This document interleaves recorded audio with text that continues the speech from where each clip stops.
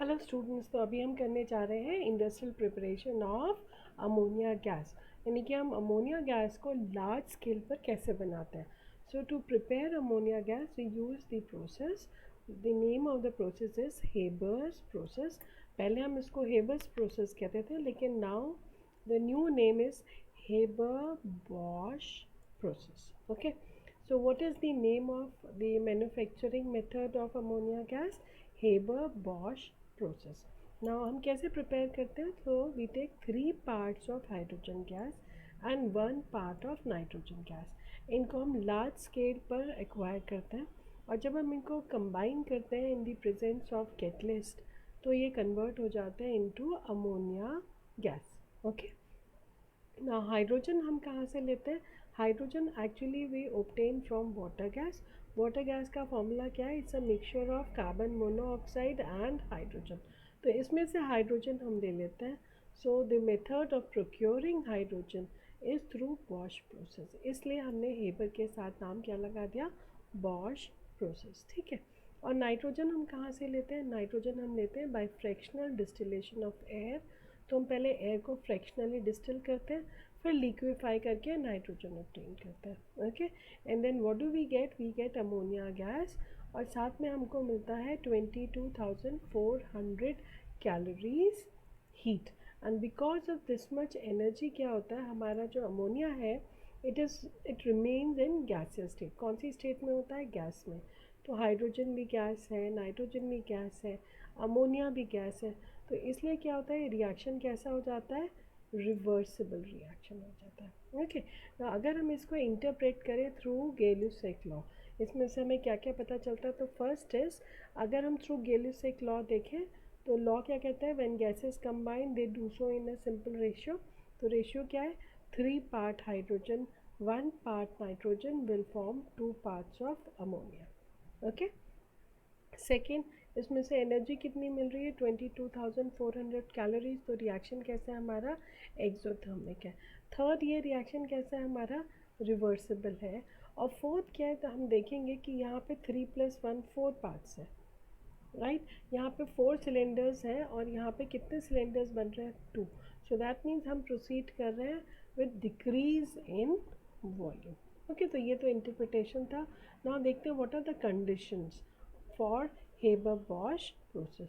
सो first condition क्या है? वो है दैट इज टेम्परेचर कितना होना चाहिए? Between 450 to 500 degree centigrade, that is the optimum temperature. क्योंकि अगर जैसी टेम्परेचर ड्रॉप करेगा बिलो 450, तो क्या हो जाएगा? रिएक्शन की जो स्पीड होगी वो स्लो हो जाएगी। Okay, right.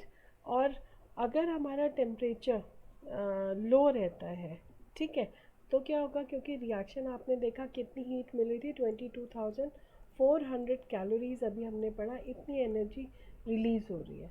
तो अगर हमारा टेम्परेचर इसके 500 से ज़्यादा गया, तो क्या होगा कि रिएक्शन की ईल्ड कम हो जाएगी। ठीक है। नेक्स्ट हम चलते हैं कैटलिस्ट। कैटलिस्ट में हमारे पास कॉम्बिनेशन है, या तो हम ले सकते हैं finely divided iron with molybdenum as promoter, ठीक है, या हम ले सकते हैं ferric oxide with 1% of potassium oxide and 3% of aluminium oxide as promoter. तो या तो कैटलिस्ट होगा हमारा फाइनली डिवाइडेड आयरन, या कैटलिस्ट होगा फेरिक ऑक्साइड। नाउ अगर फाइनली डिवाइडेड आयरन है तो हमारा प्रमोटर क्या होगा? मोलिब्डेनम। अगर हमारा आयरन की जगह फेरिक ऑक्साइड है कैटलिस्ट, तो हमारा प्रमोटर होगा 1% potassium oxide and 3% of aluminium oxide. Okay, now next condition देखते हैं प्रेशर की। तो अगर हम रिएक्शन देखते हैं N2+3H2 विल फॉर्म अमोनिया। ना लुक हियर, ये 1 पार्ट नाइट्रोजन है, 3 पार्ट हाइड्रोजन है, तो टोटल यहाँ पे कितना वॉल्यूम हो गया? 4 वॉल्यूम हो गया। और राइट हैंड साइड पे देखिए कितना वॉल्यूम है? 2 वॉल्यूम। तो जब हम इस डायरेक्शन में जाते हैं तो वॉल्यूम क्या हो रहा है? डिक्रीज़ हो रहा है। ठीक है, 4 से 2 हो रहा है, तो वॉल्यूम डिक्रीज हो रहा है ना। हमने बॉयल्स लॉ के अकॉर्डिंग पढ़ा है that volume is inversely proportional to pressure, मतलब एक सीसॉ की पोजीशन है। अगर वॉल्यूम हमारा कम है तो प्रेशर हमारा हाई होगा। ओके, अगर हमारा वॉल्यूम ज़्यादा है तो प्रेशर हमारा लो हो जाएगा। तो यहाँ पे हमारा वॉल्यूम कम हो रहा है, इसका मतलब क्या है, हमें प्रेशर कैसा चाहिए, high. So therefore high pressure will favour the formation of ammonia gas. Now pressure कितना हो सकता है, इट इज़ बिटवीन 200 to 900 एटमॉस्फेयर्स। ना इसमें से डिपेंड करता है जो भी हमारा प्लांट है जहाँ पे हम ये प्रोसेस कंडक्ट करवाएंगे उसकी स्ट्रेंथ पे डिपेंड करता है। So we keep the pressure between 200 to 900 atmospheres. तो कंडीशंस क्लियर हो गई ना। लास्ट एक कंडीशन है that is very important, that the gases which we are using, जो हम हाइड्रोजन गैस ले रहे हैं या नाइट्रोजन ले रहे हैं, ये दोनों गैस कैसी होनी चाहिए, dry and pure. Why, because हमने एयर लिया है, एयर को फ्रैक्शनली डिस्टिल करके लिक्विफाई किया है, तो उसमें अगर ज़रा सा भी कार्बन डाइऑक्साइड, कार्बन मोनोऑक्साइड या हाइड्रोजन सल्फाइड चला गया as impurity, then what will happen, it is going to poison the catalyst. Catalyst को फंक्शन नहीं करने देगा। जैसे ही कैटलिस्ट फंक्शन नहीं करेगा तो हमारा रिएक्शन जो है या हमारा जो आउटपुट है वो अच्छा नहीं आएगा। Is this clear? तो ये हमारी कंडीशंस हैं।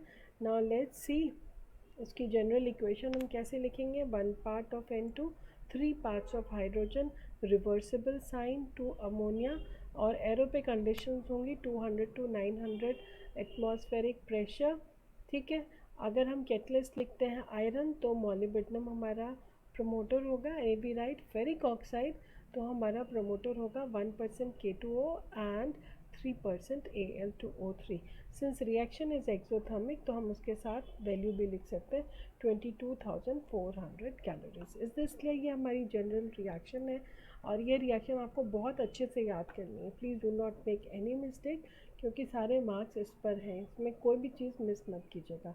Now let's see the diagram. तो हम डायग्राम देखते हैं किसका, हेबर बॉश process.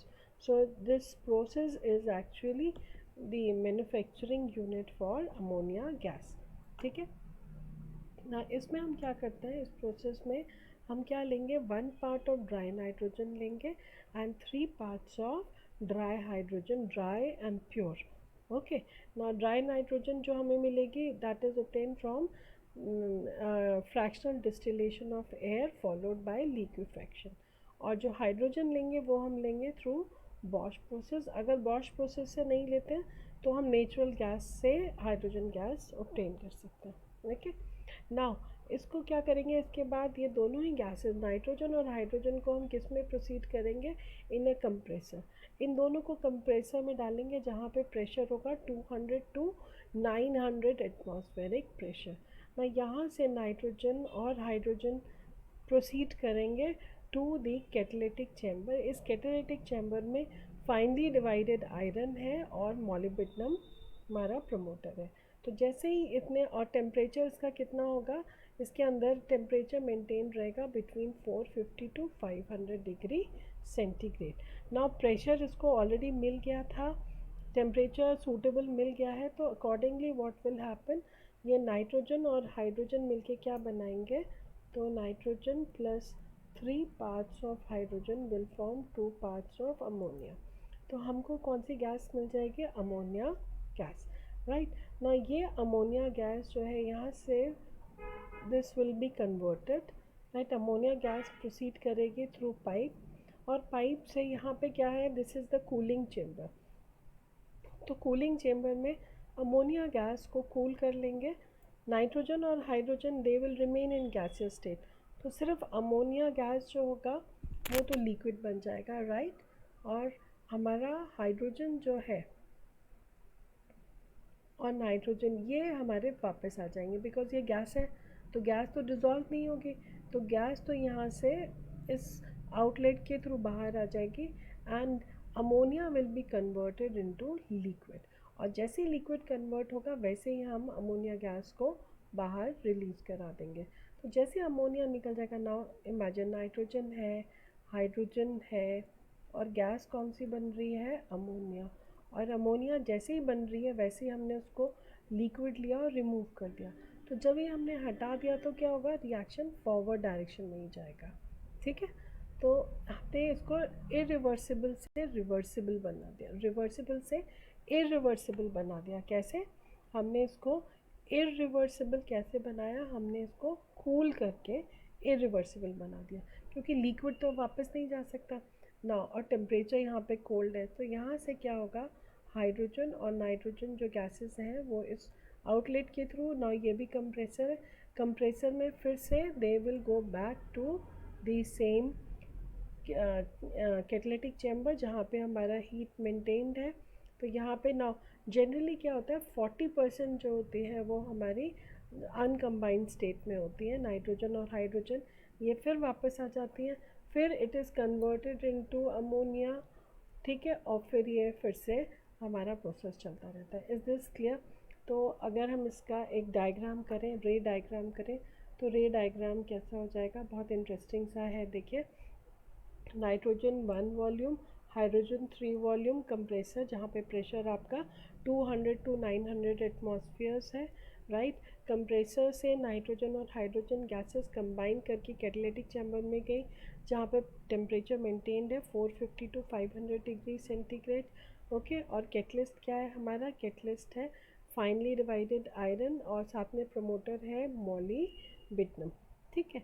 इसके बाद क्या हुआ, कैटलिस्ट के कैटलिटिक चैम्बर से हमारा जो प्रोडक्ट बनेगा वो प्रोडक्ट अमोनिया जो है वो कंडेंसर में चला जाएगा, जहाँ पे कूल होकर अमोनिया मिल जाएगी। किस फॉर्म में मिलेगी अमोनिया हमको, लिक्विफाइड फॉर्म में, लिक्विफाइड फॉर्म में अमोनिया मिल जाएगी।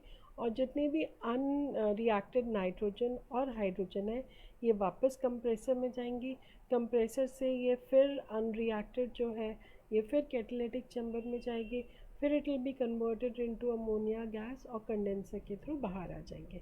Is this clear?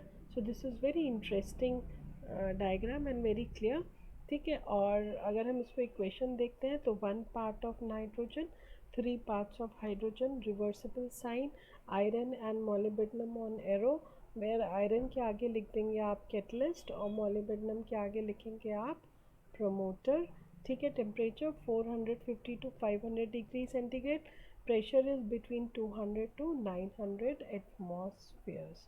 Okay, you get ammonia, ammonia को कूल करके लिक्विफाई करके हम सेपरेट कर देंगे। So this is the Haber's process.